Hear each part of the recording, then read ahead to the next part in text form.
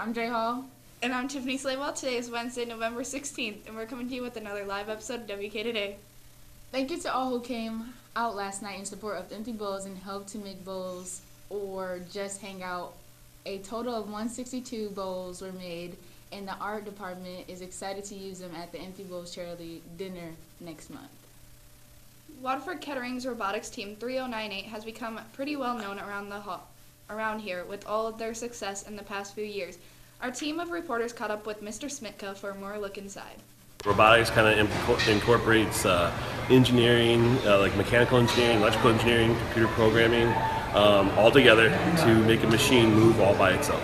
Our after-school program, we compete in FIRST Robotics, which is our varsity level robotics team, and that is a worldwide competition. This season we're competing in Ann Arbor at Skyline High School, and we are also competing at Troy Athens High School.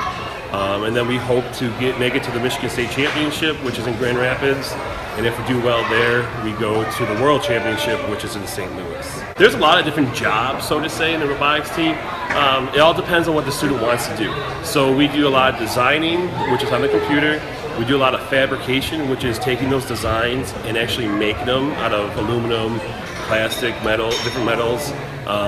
And then we also have programmers that program the robot. And then we actually have a business side where students help fundraise for our whole team, help us connect with our sponsors. Their job is to make sure that we have newsletters and videos that we send out to them to show them what we're doing each day.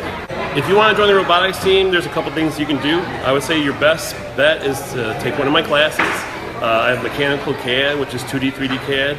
And then I also have a class called Engineering with Robotics. Those skills that you learn in those classes actually work great if you were to join the robotics team, because then you know how to design on the computer, you know how to use the machines in my classroom, and you have a good idea of what the whole process of making a robot would be. If you ever want to join a robotics team, come and see me. My room is 303. We usually take applications in the fall for our varsity level team, Team 3098. And if you ever, like I said, if you ever have questions, you can either see me or check out our team website at team3098.com.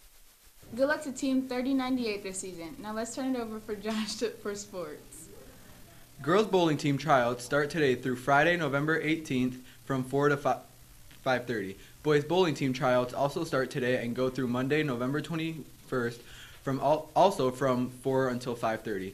All tryouts will take place at 300 Bowl. Waterford United's boys swim and dive begins Monday, November 21st at Mott from 3 until 4 p.m. for swimming and from 4:30 until 5 for dry land. A current sports physical dated April 15th or after and a signed concussion awareness form are required to try out for all sports. In NFL news, the Lions had a bye week this past Sunday, but managed to get into first place in the NFC North with help from both the Packers and Vikings, who lost. They play a very beatable Tennessee Titans team on Sunday, and 4 days later play their annual Thanksgiving game against the Minnesota Vikings, who have been struggling lately.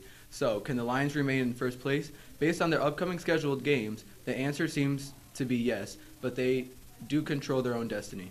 In NBA news, the Detroit Pistons have won their last 2 games and currently sit at 6-5 on the season. They continue to play tonight when they go to Madison Square Garden to take on the Knicks.